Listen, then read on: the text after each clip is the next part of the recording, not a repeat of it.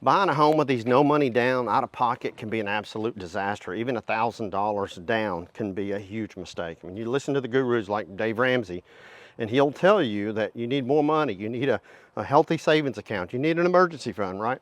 However, there's people out there that have purchased homes through these programs called USDA and the Better Administration. And maybe you're one of them. If so, give us a thumbs up in the comment and let us know, hey, I bought a house that way and it worked out really good.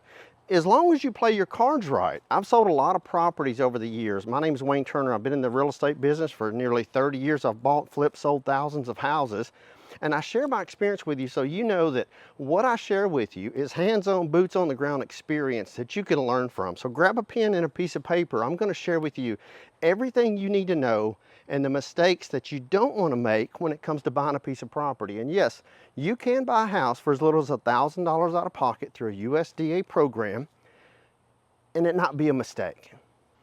Now, one of the mistakes that people make, and you'll want to write this down, is they only have $1,000, and they have $1,000 to put down on the property because they have $400 for the appraisal and $400 for the inspection, and they're good to go. But they don't take into consideration that when you buy a piece of property, buy a house, you're going to have things that may come up. So when you lay your head on the pillow at night, you're like, okay, what was that creaking? What was that sound? Is there a roof leak? Now, you do your home inspection, of course, and you kind of know going in. But when you buy a pre-existing home, you got to know that the HVAC, heater, air conditioner, it's aged, water heater may be aged, and if the house is 10 or 12 years old, you just don't know if those things are going to last from one day to the next when you own a home. Now, I'm not trying to scare you into not buying a house. You can purchase a home warranty, which is really cool. The home warranties can be paid by the seller on your behalf, and they cover all the components in the property for 1 year, like HVACs, heating, air, water heater, kitchen appliances, all that. All the major components that are really expensive. Electrical panels, all that stuff. And it's renewable. You can pay it yourself the next year if you want to renew that. So that's a good thing. But going into it with just little money out of pocket and no cash reserves whatsoever, that could be a mistake. Now, the other mistake is actually buying to the maximum amount that you're approved for.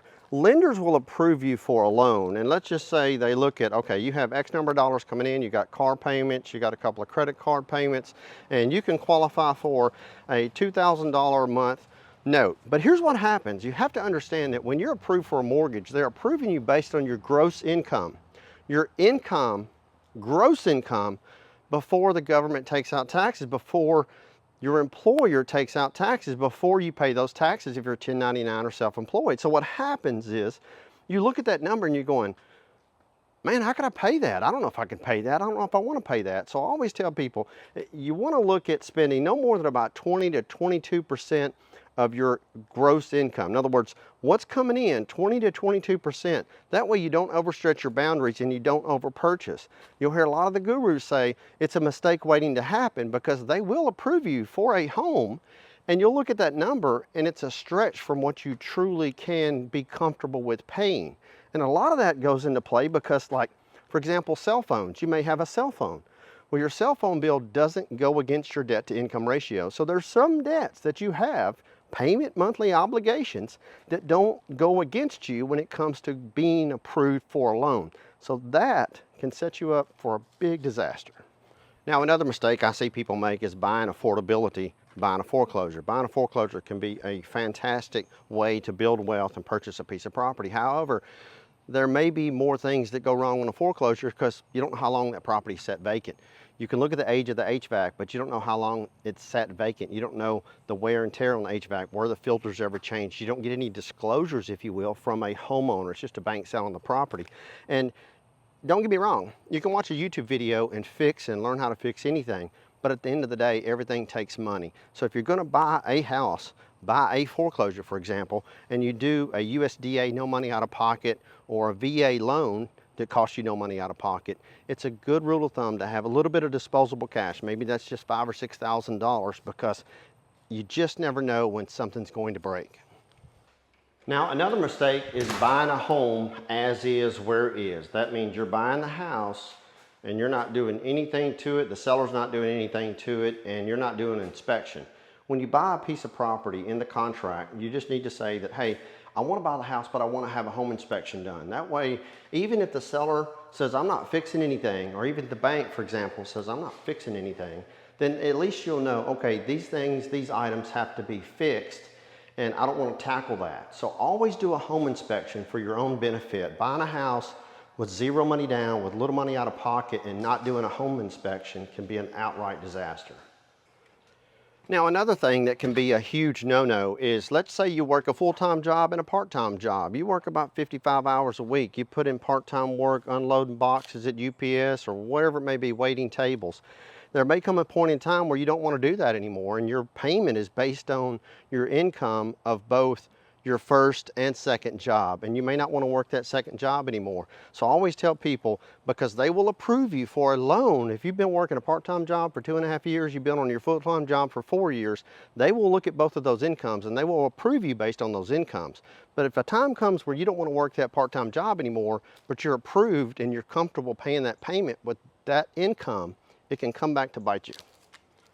Now look, buying a house is very emotional, but don't get so emotionally attached to the property that you just buy what you see, because oftentimes the homes that may be available, they're the more affordable homes. There's not a whole lot of those affordable homes when whatever market you may live in. You'll find that houses in those certain affordable price ranges, there's not a whole lot of those homes, and I know it can be frustrating, but take your time. Don't get in a rush, and don't just jump on the first property that you see because you're excited to be able to purchase a house because they approved you.